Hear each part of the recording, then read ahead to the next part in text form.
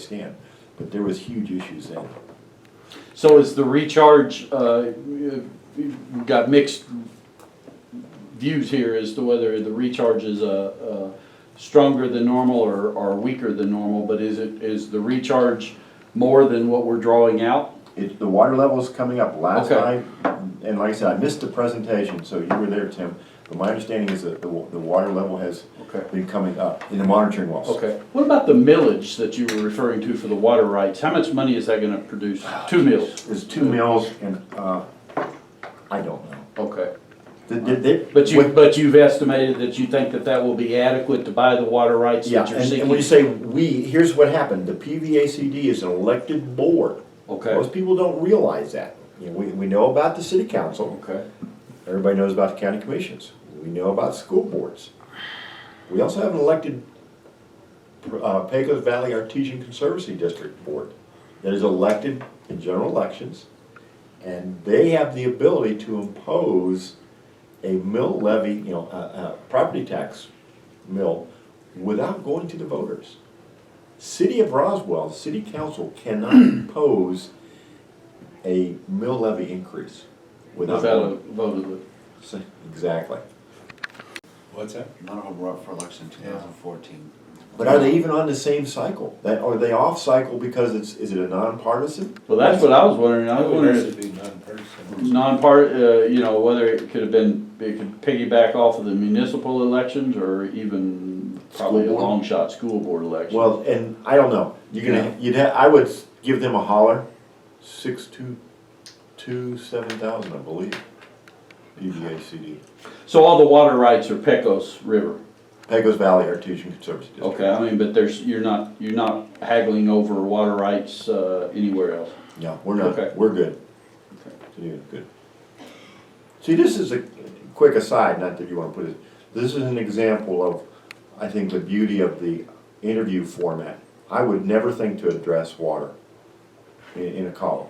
But, you know, this is a question that has come up, bam, let's address it. I got one for you, Steve. Hit me, hit me. I think Mary might have something though. Yeah. I have a question about the zoo and stuff. Okay. It's come to my attention that somebody I know had gone to the zoo the other day, and she said that the animals there just looked horrible. They're bored. Doesn't seem to be any exercise for them to do. They're in small cages. What do you think could be done to bring in more tourists and increase funding for the zoo, that they could be given either more room in the exhibits or possibly move to a place where there's more land so that the animals would have more room? We did have a gentleman who with us, and a very strong background in zoological operations, come in and do a walkthrough and staff interview about a month ago. And I have not sat in on his debrief. I know that there's certain key people have. The zoo's an interesting subject.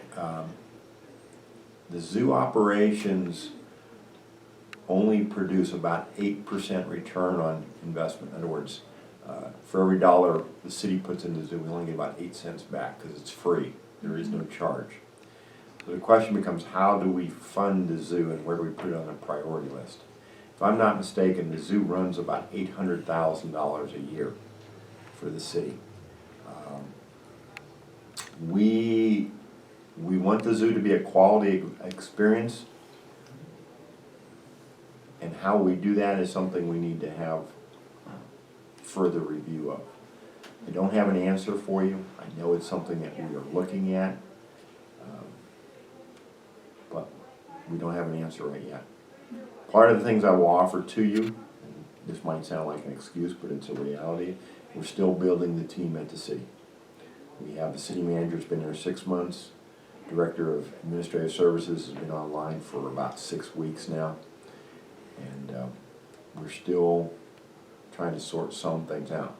This budget cycle, which we just went through, which I'm very pleased with, we just got through the budget cycle, and that has dominated city staff attention. We'll have a little more time to look at some of these other things. That's one of them. Maybe if we could get a copy of the guy that came through, maybe we could get a copy of his report. That'd probably Yeah. tell a lot of tales right there. Let me find out what the status is. Okay. Okay.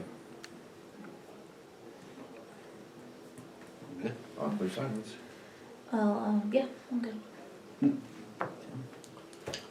any other questions? I got one Okay. about the ETZ.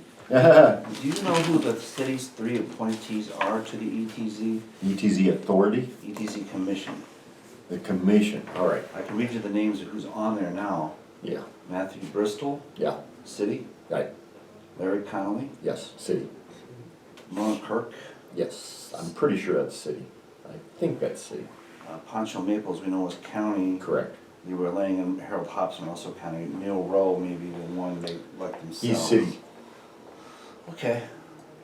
Are you aware that the Chavez County Commissioners today did not reappoint the chairman, Royce Pancho Maples? I heard that they appointed Greg Nyberg, Yes. yeah, I heard that. Did not reappoint Maples. Maples was one of the 4 votes in favor of the medicinal marijuana farm and former Nature's Dairy, whatever. Mm-hmm. Do you know when the terms were up for the city, when they were appointed for these city appointees? I don't know. I'll be honest with you, that's something where I need to sit down with our city clerk and look at the whole, we have so many boards and commissions and we're continuing to sort through when are appointments, what are the terms. We've had some holes in our documentation about, on these boards, who was appointed when. I think museum trustee board is a classic example. There's some confusion about what are the terms and when other people have been appointed. We're trying to straighten all of that out. Larry Connolly told us he was appointed in April, and apparently he was the only one appointed in April, so there must have been a vacancy. There was a previous lady, Ms. White, Karina White, had moved out of town. She and her husband moved to Florida, Okay. and so she had resigned from the ETZ. So my question is essentially, those ETZ members that voted for Mhm. the medical marijuana farm, do you think they should be reappointed or replaced on the ETZ commission? I will look at each individual separately. I have some concerns with that decision. Well, the Can- commission. Yes, I do. Do you think they made a wrong decision? Yes, I do. I will tell you this flat out. And marijuana distribution is not legal. You guys all know, we had a city employee arrested by the DEA, 3 weeks ago? On the job for marijuana distribution. Production and distribution of marijuana remains a crime under Title 21, Section 841 of the United States Code. So did the ETZ commission break the law? Well, that's an interesting question, because Title 21, Section 846 is the conspiracy statute, in which an agreement, simple agreement, makes you part of the conspiracy. You do not have to commit an overt act. Now, under the conspiracy statute in Title 18, which is the general criminal section of the federal code, you have to commit an overt act to further the conspiracy, to be guilty of conspiracy. That is not true in Title 21. Trust me, this is what I did for a living for a very long time. I am concerned, and I've articulated this to a number of individuals, that there's 2 areas. One, that we put ourselves and those involved at risk for being held culpable. Right now, the policy is that the Department of Justice will not prosecute individuals associated with medical marijuana production, medical marijuana that is authorized by a state. That is, however, a funding issue. Congress has declined to fund those operations. Congress has not amended or repealed Title 21. If I could bring it back locally though, if these commission members were part of a conspiratorial act to break federal law, should they be reappointed or should they be removed from the commission? One of the requirements for guilt is intent.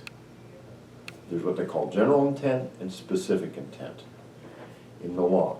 I do not believe any of these individuals intended to break the law. But politically speaking, should they be removed? I believe that they were not adequately informed To a certain degree, it's probably my fault. I should probably have been there. I did not attend because at the time I was unclear what the appeal process was, and I didn't know if an appeal would come to myself in the role of mayor. What I since